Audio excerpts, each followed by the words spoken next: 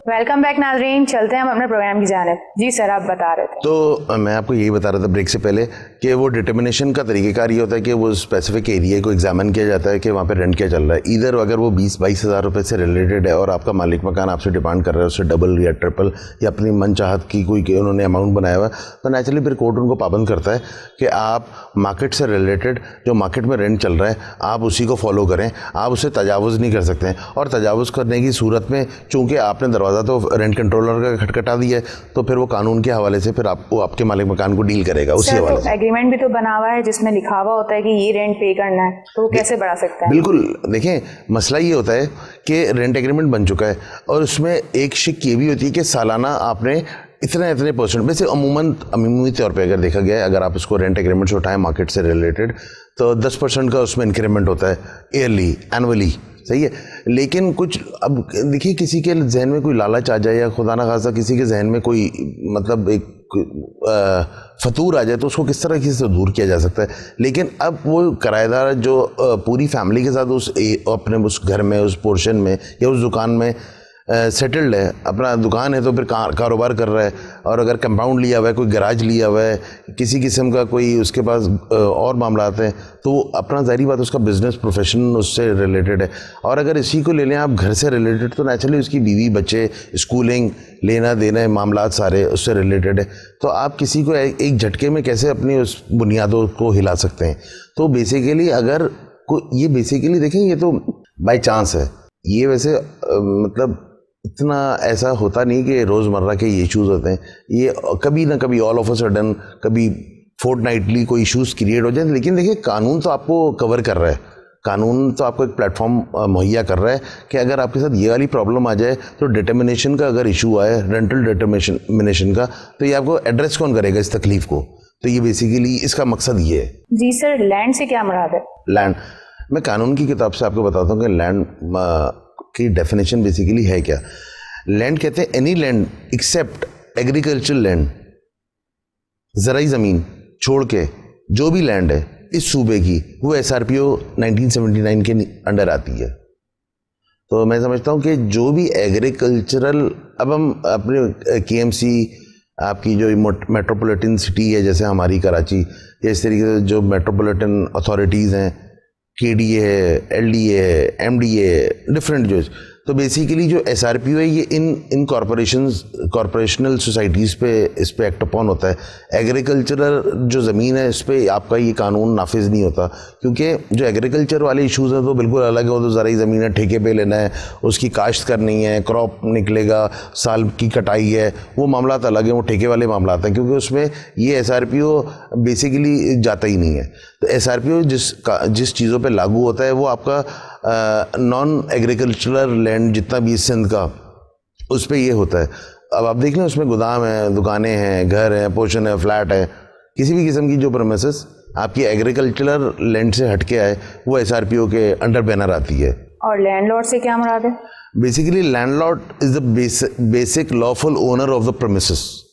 Lawful owner, अब lawful owner बनता कहाँ से? कागज़ से, जिसके पास कागजात हैं, जिसमें इंटाइटलमेंट है, वो मालिकाना हकूक़ हैं, जिसके लिए उसके डॉक्यूमेंटेशन प्रॉपर है, जिसने किसी से प्रीवियसली ख़रीदा है, उसकी सेल रसीद, उसका सारे लवाजमात, और वो बेसिकली लॉफुल आपका लैंडलॉर्ड है। लेकिन इसको थोड़ा सा अगर मैं आपके नाज़रीन को समझाने के लिए थोड़ा सा, ये टेक्निकल एक सवाल आपने किया है, इसको मैं थोड़ा सा डिटेल में जाना चाहता हूँ।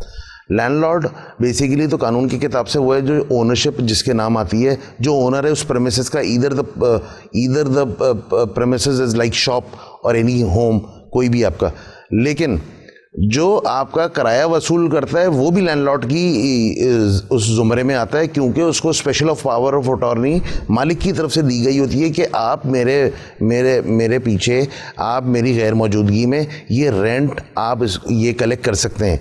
तो ये बाकायदा एक ऑफिशियली जो इजाज़तनामा होता है, ये उस बंदे को, वो आप और मैं भी हो सकते हैं, जो रेंट कलेक्ट करने की अथॉरिटी रखता है और रेंट कलेक्ट करने की जिस पे जिम्मेदारी है, तो वो भी लैंडलॉर्ड की उसमें डेफिनेशन में आता है। तीसरा और सबसे अहम, बाज़ प्रॉपर्टीज़ आपने देखी होंगी जो ट्रस्ट की अथॉरिटी प्रॉपर्टीज़ होती हैं। ट्रस्टी जो प्रॉपर्टीज़ होती है उनमें भी ज़ाहिरी बात है ये एक पूरा सिलसिला होता है कि जो उनके रेंटल इश्यूज़ होते हैं तो उसकी वजह से भी एक बंदा, और देखें जो ट्रस्टी जो मामलात होते हैं उसके पीछे नेचुरली कोई ना कोई उसका बेनिफिशियरी होता है। बेनिफिशियरी मतलब कोई ना कोई किसी को उसको फ़ायदा पहुंच रहा है। अब वो बेसिकली कोई मदरसा हो सकता है, कोई कम्युनिटी हो सकती है, कोई भी ऐसा कोई मामलात हो सकते हैं, कोई ऐसा ऑर्फन कोई स्कूल हो सकता है, कोई यतीम बच्चों के लिए, मसाकीन के लिए, बेवाओं के लिए कोई ऐसा इदारा हो सकता है जो जो जो बेसिक, या जिस तरीके से आप इस तरीके से समझ लीजिए मस्जिदों के बराबर आपने मस्जिदों के साथ अटैच आपने दुकानें देखी होती हैं, तो जो बेसिकली जो दुकान का किराया आता है तो वो आपकी मस्जिद के चंदे में वो जमा होता है, उसी में आपकी इमाम मस्जिद की तनख्वाह निकलती है, मौज़न की, या जो खादमीन होते हैं मस्जिद के, और जो जुमला मामलात होते हैं मस्जिद से रिलेटेड। मस्जिद की मिसाल मैंने इसलिए दी था कि आपके जो व्यूअर हैं वो समझ जाएं कि ये मामलात क्या हैं, किस तरीके से कौन कौन ऑथराइज है आपका किराया कलेक्ट करने का। तो जिस तरीके से आपकी मस्जिद के साथ अटैचमेंट में 2, 4, 5, 8, 10 दुकानें जो भी हैं उनका मामला, वो उसका एक रेंट आता होगा नेचुरली, जो भी है मार्केट के हवाले से, वो ज़ाहिरी बात है मस्जिद फ़ंड में जाता है। तो इसी तरह जो बेनिफिशरी हुआ, बेनिफिशरी कौन हुई? मस्जिद। इसी तरह जो ट्रस्ट की जो प्रॉपर्टीज़ होती हैं उसका भी कोई ना कोई बेनिफिशरी होता है। बेसिकली उस बेनिफिशरी या तो खुद या बेनिफिशरी के बिहाफ पे जो शख्स या जो इदारा या जो अथॉरिटी वो आपका रेंट कलेक्ट कर रही है, वो भी लैंडलॉर्ड की उसमें डेफिनेशन में आता है। सर, किराएदार को किन हालात में निकाला जा सकता है? देखिए, ये जो आपका SRPO है 1979, बेसिकली ये बड़ा डिटेल्ड कानून है। इसमें आपको दोनों साइड्स की तरफ से आसानियाँ, दोनों साइड्स के लिए रिलीफ। बेसिकली हम अदालत का दरवाज़ा खटखटाते क्यों हैं? क्योंकि हमें रिलीफ चाहिए होता है, हमें अपने लिए आसानी चाहिए होती है, हम बेसिकली इंसाफ के मुतलाशी होते हैं। हम परेशान होते हैं अपनी कोई ऐसी कानूनी गुत्थियों में हम ऐसा फंस जाते हैं अपने आप को, जहाँ पे हम उसको रिजॉल्व करने के लिए हम अदालत का दरवाज़ा खटखटाते हैं या रुजू करते हैं। अब मसला ये है कि बहुत सारी ऐसी ये शुरू कहाँ से हुआ? ये रेंटल एग्रीमेंट से ही मामला शुरू होते हैं।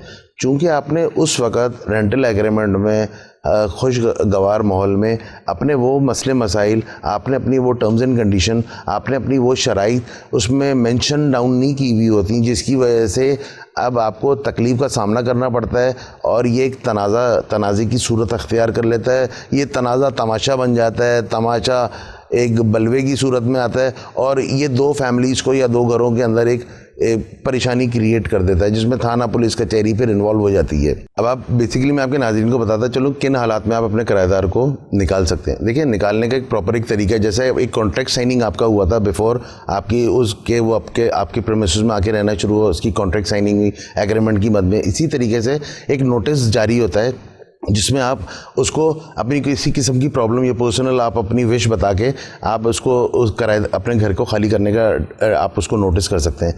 अब वो किन हालात में आप बेसिकली ये करने जाते हैं? या तो आपका जो किराएदार है वो कंटिन्यूसली डिफ़ॉल्ट कर रहा है आपको किराया देने में, तो ये एक बड़ा रीज़न होता है। बहुत सारे मामलात में हमारे देखने में आता है 3-3, 5-5, 6-6 महीने का आपका किराया डिफ़ॉल्ट हो जाता है नेचुरली। अब वो जो मालिक मकान है, लैंडलॉर्ड है या लैंड लेडी है, जो भी है प्रॉपर्टी का जो भी ओनर है, तो उसका तो जो अपना लाइफस्टाइल है, जो घर चल रहा है, जो भी उसका ब्रेड एंड बटर है, तो वो तो आपका सारा उस किराए पे डिपेंड करता है। अब वो किराए में आपका आ गया रुकावट आ गई और आप 1, 2, 3 महीने बेयर कर जाते हैं, लेकिन अब वो हालात अब आपको वक्त उस हालात की तरफ ले आए जहाँ पे आप बर्दाश्त नहीं कर सकते, तो नेचुरली आप मिन्नत तरला करके उनको समझा के बुझा के लोगों को विटनेस को बीच में डाल के या रियल एस्टेट वाले को एजेंट को बुला के आप उनको समझा के भी जब आप बिल्कुल तंग हो जाते हैं तो तंग आमद जंग आमद, फिर आप उसको फिर प्रॉपर उसको नोटिस करते हैं। एक तो ये हालात हैं जब आप डिफ़ॉल्ट करते हैं। सेकेंडली, अक्सर ये देखा गया है कि आप जिसको रेंटल प्रीमिसेस रेंट पे देते हैं वो आगे अपने तई भी वो कुछ वो मामले को, उस प्रॉपर्टी को या उस पोर्शन को आगे रेंट आउट कर देते हैं, जिसमें मैंने अभी आपको प्रोग्राम के स्टार्ट में बताया था गेस्ट हाउस का फैशन बीच में शुरू हुआ था। इसी तरह कुछ लोगों के पास जैसे दुकानें होती हैं, वो मतलब आमतौर पे उसको डबल छत्ती की दुकान कहा जाता है, आपने देखा होगा जिस पर डबल छतें होती हैं, तो वो जो छत पे वो किसी और साहब को बिठा देते हैं।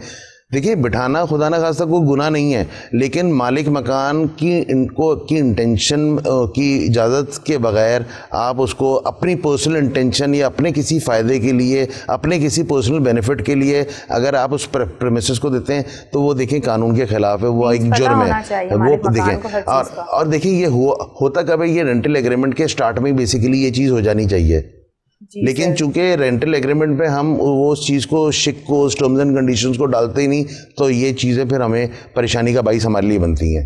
जी सर, बहुत बहुत शुक्रिया, आपने अपना कीमती टाइम हमें दिया, लेकिन हमारे प्रोग्राम का टाइम खत्म हो चुका है। नाजरीन, हमारे प्रोग्राम का टाइम खत्म हो चुका है। इंशाल्लाह नेक्स्ट वीक आपसे फिर मुलाकात होगी। मुझे और बाबर मिर्ज़ा साहब को इजाज़त दें। अल्लाह हाफिज़।